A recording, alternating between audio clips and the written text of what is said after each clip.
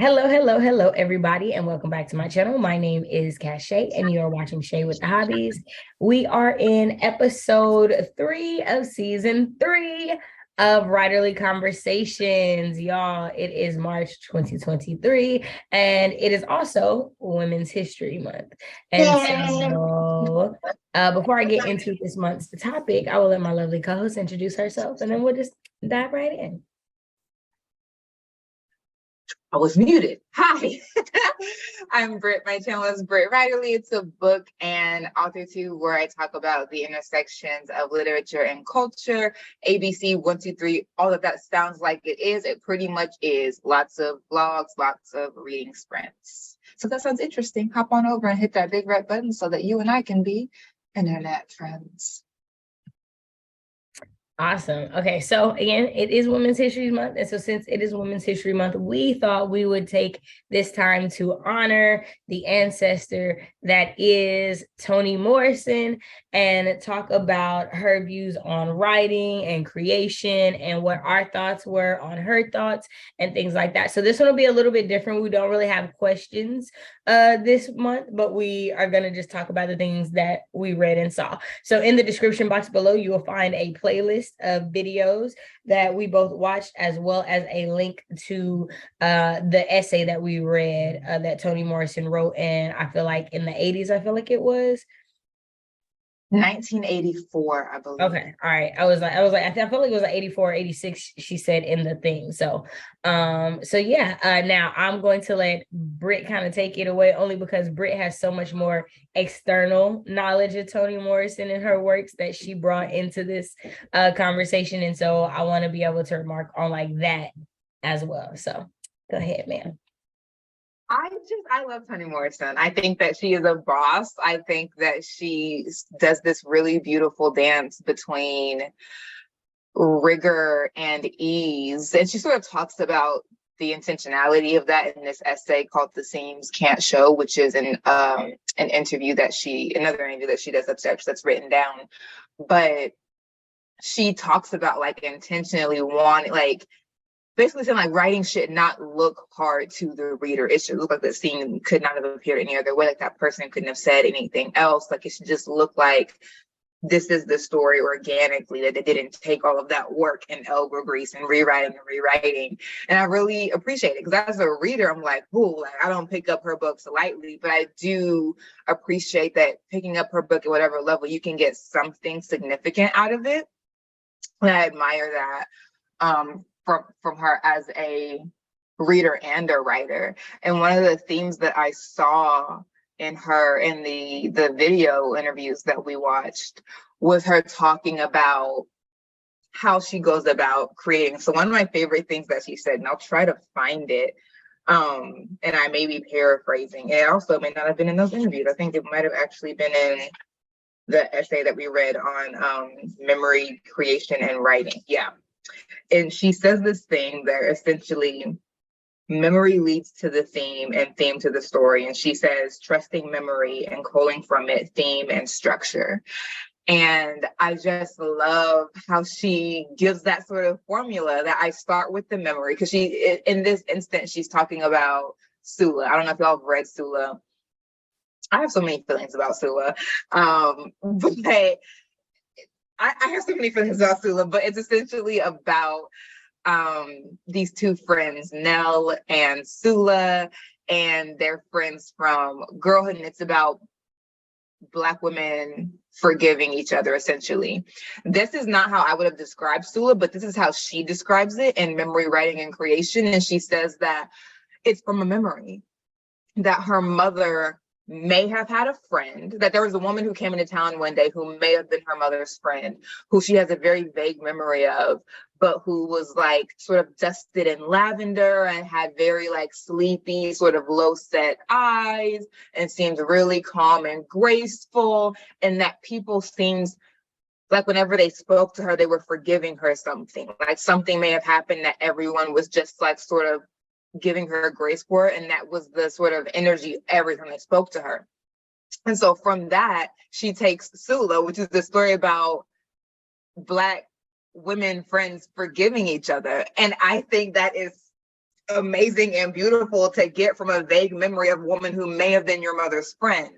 And now I'm fangirling, so I'll let Shay come back in. But I love how she takes, I love the mechanics of her mind, just like taking a memory and culling from it theme and structure, and how she really sort of for herself guarded against having too defined of a memory. Like she prefers vagueness so that you can be inventive from that. Like if you have too much information, you're not really creating, you're just sort of copying.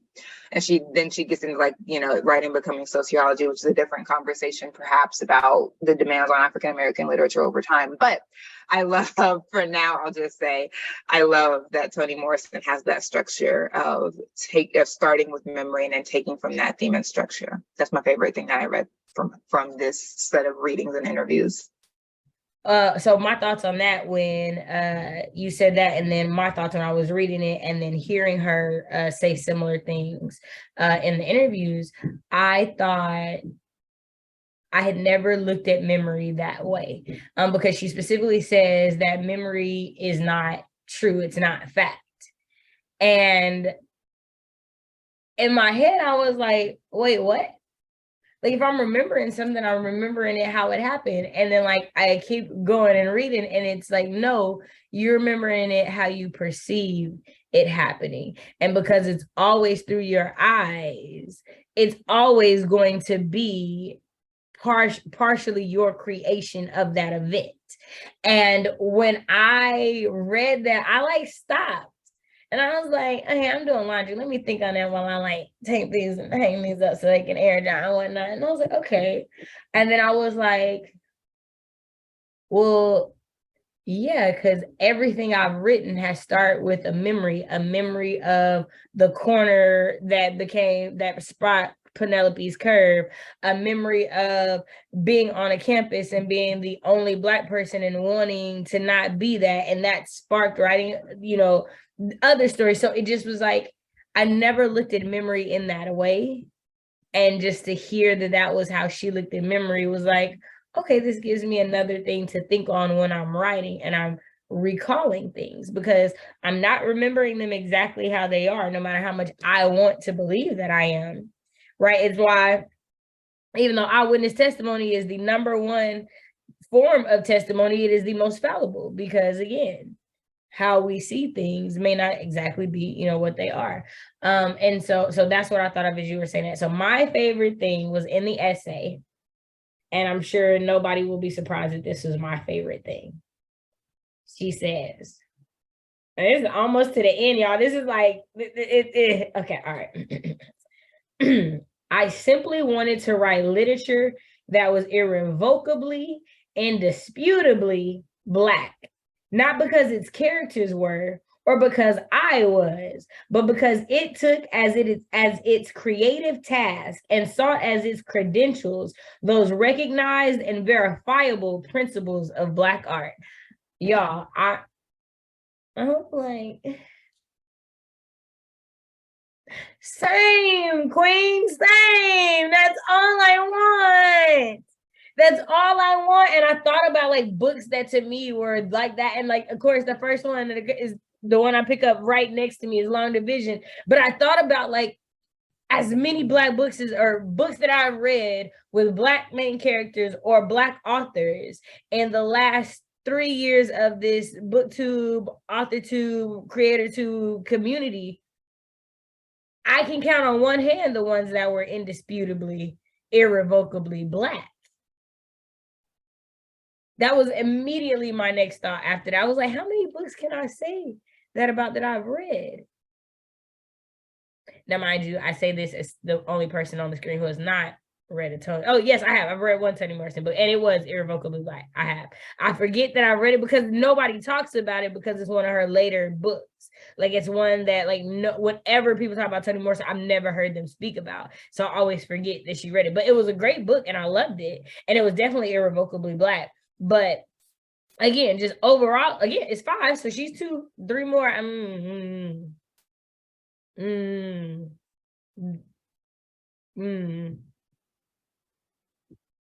Yeah, I think put the Undead Truth of Us on there because they had the most Black parents that I'm seeing in the book. Yeah. My friend is like, hey, I was like, little girl. And the mama who was like, hey, don't shout in front of your friend real quick. Yeah. Tutu will always have a place in my heart. Right. Oh so right. There's only two more, and I'm telling you, I'm struggling to think of what the last two are. Is the truth. Yeah. Yeah. I just love her ethic around it. And like, so I took a Toni Morrison class a couple of years ago. And so let me keep my thoughts on line. I want to respond to what Shay said first before I get lost in my other thought. We were having a conversation about Beloved, which is probably her most talked about book, honestly. And it's actually not my favorite. I think it's a masterpiece, but it's just not my favorite of hers. My favorite from her is Song of Solomon, which is the only book of hers that I have read where the protagonist is a man. And it was her first time doing that, and it took her a while to do. She talks about it in the interview, why it took so long for her to be able to, well, it took so long because she's not a man, but it wasn't until the death of her father that she was able to access the character of Milkman, who is the protagonist of Song of Solomon. But anyway, I love that book so much. The ending is, and she writes darn good endings and beginnings, but I think maybe it was the beginning of Song of, and now I'm tangenting. I think it was the beginning of Song of Solomon that made me really sit back and be like, dang, she is right teamed. And maybe I'll grab it before we close and like show it to y'all, but she does this reading of her first sentence. All my Toni Morrison books have a foreword by her, which I love. And essentially she talks about the first sentence of her book, which I had never spent too much time on particularly, but was essentially about her. It was about a man jumping off of a roof and him writing a letter that said, I'm gonna jump off this roof at 12 o'clock in the afternoon and everyone coming to see. And then she does a reading of it saying like, I was intentional with saying that he said he was going to go from north to south when Black people's migration has typically been from south to north. It signaled a reversal that the character was going to have to go through there. In the south, he was going to have to go back to his roots, or whether they were in the north, he was going to have to go back to his roots to find the treasure of his great grandfather Solomon. And it was within this song he was going to be able to, like, she did this whole reading, and all of the clues about this are in the first sentence in every single word choice. And I said, hang it up.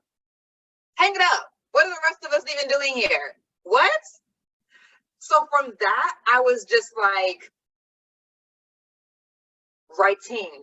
But, so Song Song is my favorite book from her, but it was in Beloved that she, in class we were talking about like how she doesn't necessarily mention Black in Beloved. Like she doesn't mention race heavily. And specifically, there's a scene, even though it's about, like, race is all up and through that book, right? It's about an escaped enslaved person. So of course race is haunting that text, but she does not speak race. She just is in the lived racial experience. And so she talks about this scene where I think it's Setha and Paul Deere on a sidewalk, and he is walking her home.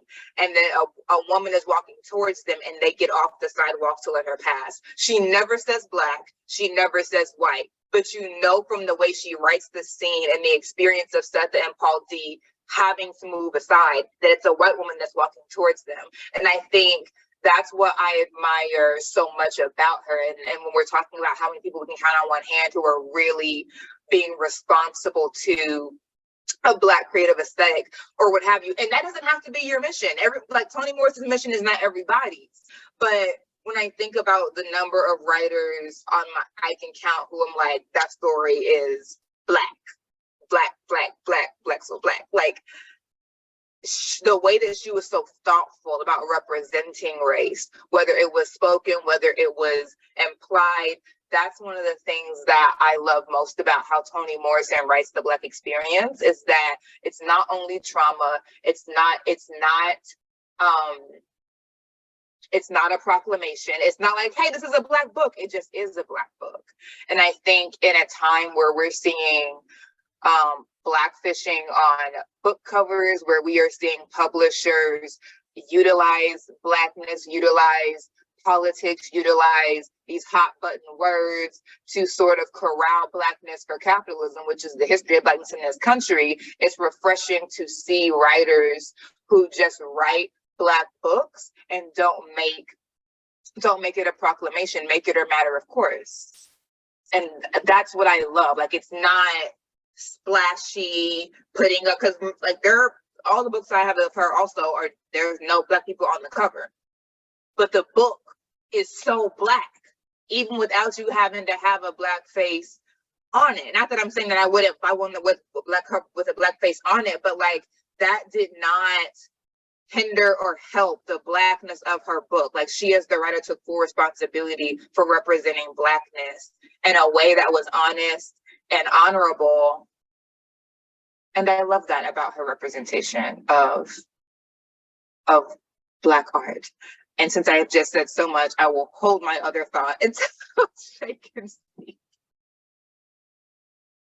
I think the other, so that was my favorite thing that like I could like point to, that like read out loud. My other favorite thing about all the mediums in which we like took in her thoughts was intentionality. Like, she is intentional with everything. It's interesting to me because in this collaboration over the past going on 3 years of us doing this now, we have talked so many times about being intentional about what we want to put out as writers, about being intentional about the message that we want to tell, and recognizing that when the story was a message for us, when it was meant to be a message for the next generation, for those after us, like being intentional about that. And so many times we talk about feeling like what will eventually be our peers and contemporaries don't seem to have that same thought process or mindset with their work. And so just to see someone that looked like me, that was doing what I wish to do, but doing it with such an honesty of character of who they are and what they stand for, and not ever wavering from that, because it's very easy to be that way when you finally make it, or it's very easy to be that way in the beginning, and then you start to make it, and then the money start going and you can't speak as much. But to know that for decades this was her and her legacy, and long after she's gone, this will continue to be her legacy, and thinking about how much time I personally put into that of my work, and wondering, is it worth it? Wondering, like, will I ever get finished with this project? Because I want to be so meticulous about how I put this in here. There's a specific message I want to tell, and I want it to be clear, and I don't want to rush it. And yes, some of it is procrastination, and I'm lazy, and I can just get in my feelings about my work. But a lot of it is, I don't take this lightly. I think this is a very serious thing. But it's a very serious thing to me to tell the story exactly how it needs to be told, with no changes, no compromising. And that includes waiting until I am at the space where I can tell that story uncompromisingly. Because the truth is, sometimes you can have a story and it not be the right time for you to tell that story, right? And we've learned that as we've been writing together over these past few years. We definitely have learned, like, hey, sometimes you got to put something to the side and work on something else to go on. And so I think what the number one thing that I felt reading the essay and watching the videos was, I felt like it was like a God moment, an ancestor moment of like, that you're doing it right. You're doing it. Like, no, you're not the first, and you won't be the last. Right? Because again, in our generation, we do, I know for me, I do feel like a lot of people aren't saying what we're saying. Not the writers. The readers might. But I don't feel like when I see writerly conversations that aren't this exact collaboration on the internet, I don't see writers talking about being intentional in that. What I see writers talking about being intentional about is telling the story they wanted to read when they were younger. That is the one intention I see them being intentional about. Do I see them being intentional on their works being irrevocably, undisputably Black? No. And for a while, it was very disheartening, feeling like I'm never going to have a space to sell what I want to put out there because it's too hot. It's not something anybody want to touch. It's too Black, you know? And so just that was my thought. And now I feel like I'm rambling, but that was what that made me think and feel as I was going through it. It just felt so affirming. It felt so uplifting. It felt like an exaltation of my deepest fears and dreams as a writer. Like it felt like she was saying, this is exactly the way it is meant to be the writer you want to be. Like, stop second guessing yourself. Stop taking this time to doubt this gift. Do exactly what you plan to do and the way you exactly plan to do it, and let it be what it was. It just felt like the most clarifying moment. And literally, I didn't watch it for that. I watched it to like feel like I was going to learn something, which I did. But it felt good to be affirmed in that moment. And I think it's not, and Toni Morrison is not the first, right? Like that's what, as far as African American literary history, Black women have been doing that.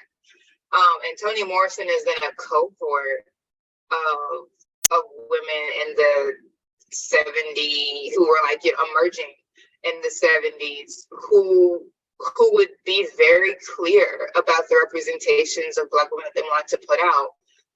We could bring Alice Walker in. We could bring in Toni K. Bambara, who edited the Black Woman Anthology, which was a landmark collection of Black women's writings at its time, and still is iconic. It's a classic anthology. But like Toni Morrison is a part of a cohort of women who were emerging at that time who were like, this is what I want to do. This is how I want to say it. And I'm going to say exactly what I mean to say, no take backs. And I don't think that it's necessarily that people aren't doing that now. But as far as, do we have interviews of them saying it as unapologetically as Toni Morrison? Do we have interviews of authors saying, you can't even perceive how racist that question was? Like, do we have all these reasons? We don't. And like, maybe in time we will. But what I appreciate about Toni Morrison is taking head on and explicitly the Blackness of her work and speaking about it in that culturally influenced way. And that's what I like, even being able to name writers who I'm like, yes, their work is Black. Beyond the Blackness of Toni Morrison's work, I appreciate her talking about it in multiple interviews and championing it in multiple interviews and not being willing to be mistaken that this work is Black, and here are the ways it's Black, and here is my allegiance to it, to this culture, et cetera, et cetera. Here's the other thing I really appreciate, especially when we see some, dare I say that? Let me skip it. So here's what I love about Toni Morrison. I'm just not going to be comparative with it, although if comparisons pop into y'all's minds, that's y'all business. I really love that Toni Morrison is honest with her experiences. When she was talking about, let's say it was still Sula, really it could have been any of her works, because most of her books, at least the early ones, because I haven't read much past Jazz or Paradise, which is still the late 90s, early 2000s. Her books are set in Black worlds. They're in Black communities and Black towns. She didn't grow up in a Black town. And she says that in an interview.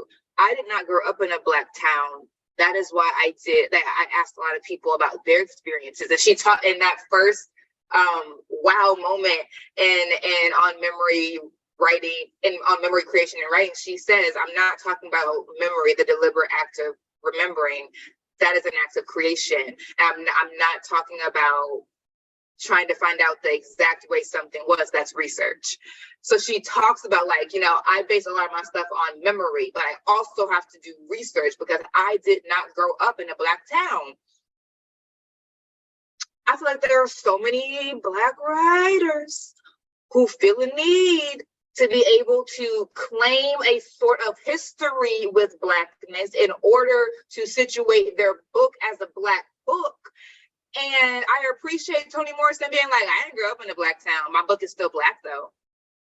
Like, I just did my research. I just asked questions. I just made a commitment that since I want to honor Black aesthetics, Black art, I'm going to put in the work to situate it in that cultural history. It doesn't have to be a lived experience for it to be true. It's someone's. I made sure of that. And I love the honesty of that. She did not hem and haw. She didn't pretend. She was very direct and unapologetic, which, like, no one should have to apologize for the way their parents raised them. You should not have to apologize for where you grew up or how you grew up in order to write a story. And I appreciate her being like, yeah, I just didn't grow up in a Black town, but I did my research, and that's how I'm able to situate my characters so organically and truthfully in these particular spaces. I really, really loved that moment in her interview, one of them.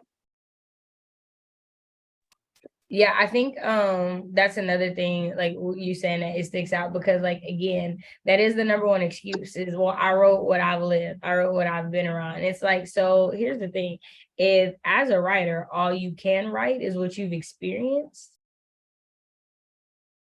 you're limited. I'm not even gonna finish the sentence because you already know. Because, like, really? And the truth is, it's not true because most of them write fantasy. And let's just be real, y'all ain't never seen King Arthur's court, a dragon, or a flying tiger either. So I'm just saying, like, excuses.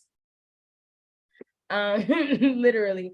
Another thing that stuck out to me in the videos was her speaking on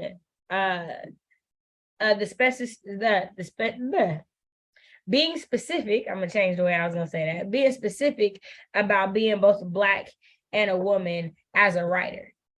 And I think that, you know, intersectionality gets thrown around a lot these days. Wahite liberals found that word and ran off with it. Did they not? Did they not? They found intersectionality and was like, oh, this us. This and us. Not coming back with it. Not coming back. They not giving props, citing sources, aka Black women or nothing. So Kimberle Crenshaw Williams. Thank you. So because of that, I found it interesting just the way in which she was intentional about that, but also the way in which she is quick to make sure that you understand that that also makes a difference in a writer.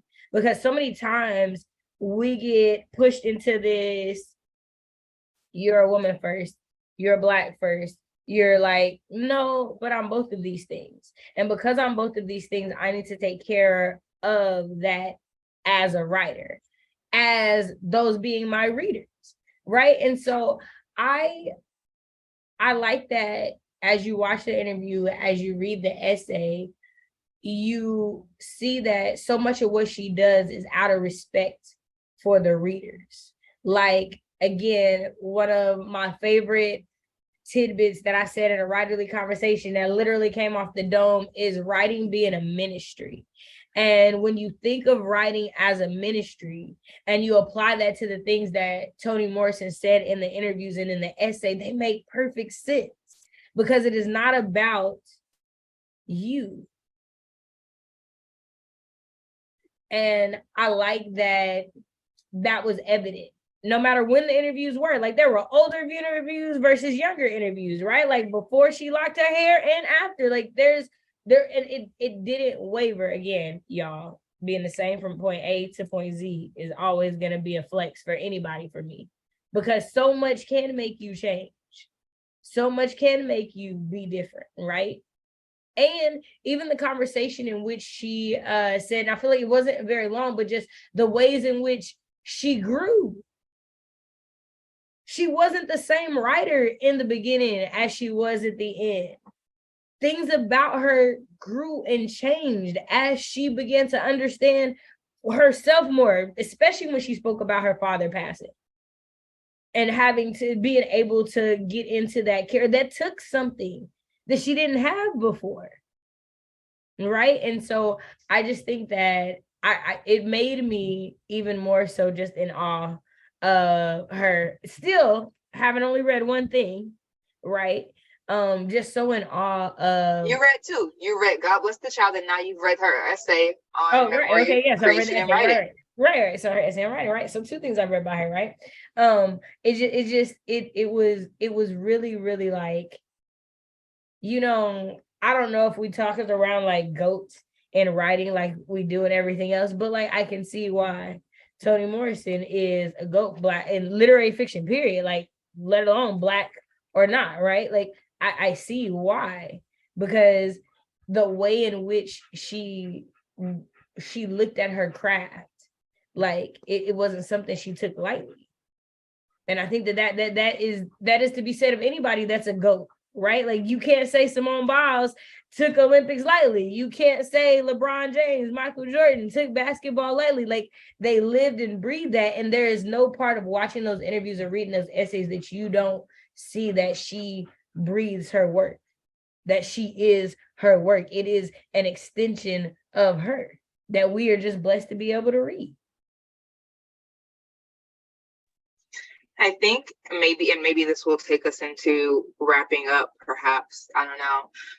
Because we could talk about Toni Morrison forever. Because with every single one of her books, I could talk about a particular way that she explores a theme forever. So we're not gonna get into that.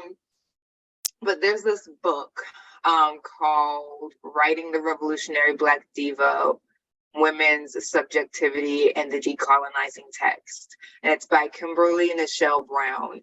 And she talks about a number of Black women from that time. It was like Nsaki Shange, Alice Walker, that set of people that were on a syndicated talk show, and they were just getting harangued by Black men for the way that they were representing Black men and their stories that were being responsible to them being both Black and woman.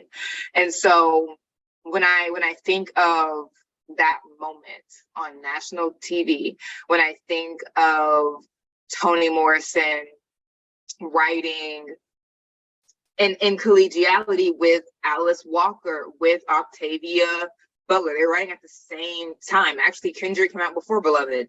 Like when I think about the ways these women were representing Black womanhood at that time, and the fact that we appreciate them so much now. We appreciate Alice Walker so much now. We appreciate Toni Cade Bambara so much. Gloria Naylor, Lorraine Hansberry. Like, we appreciate Nsaki Shange so much. They got so much crap at the time. They were not appreciated as much as they are now when they first came out. And so for me, that is a warning and an encouragement that whenever you are doing something that you really feel needs to be out there, it's not going to necessarily be received for a while. It's going to take you a while to get your roses. The roses are going to be in the ground. They're going to be growing when you first start putting work out there. It's going to take some time for those roses to grow, for people to appreciate your work and want to give you roses. But if you were staying true to what is your ministry, what is the reason that you are writing, what is the thing that you have to be responsible to, when you are being true to that, even when you get the flack, you'll be able to not waver because you're like, no, my mission is clear.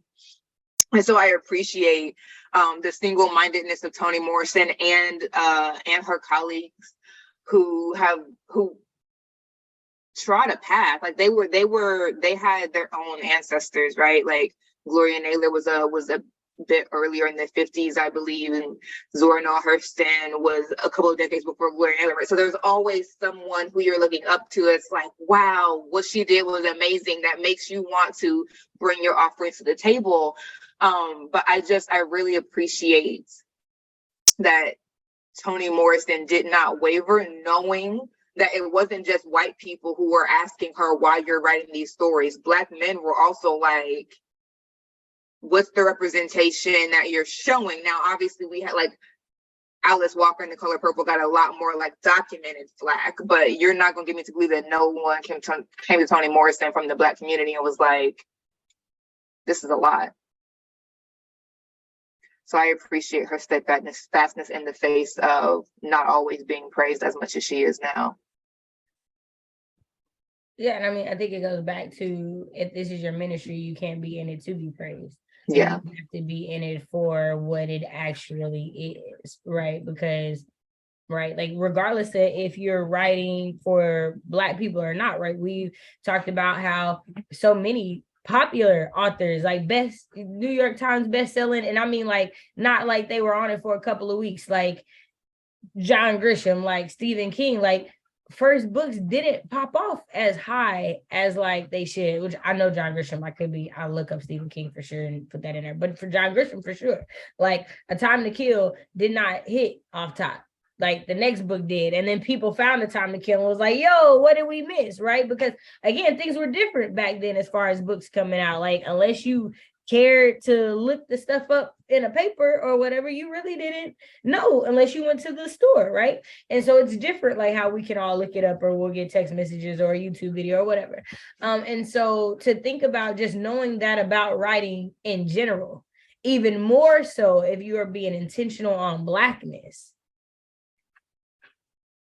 right? Like that goes back to, again, what we talked about before, counting up the cost of what it is you want to do, of the story you want to tell, right? And obviously we know we've done that, and we've seen what counting up the cost looks like for other authors in today's society, right? And so I think that if you are a writer looking for encouragement, looking for a Black elder writer to talk about writing in a way that is different from current contemporary conversation around writing, I definitely suggest you check out the playlist that's in the description box below. I definitely suggest you check out reading the essay that's in the description box, because hold on.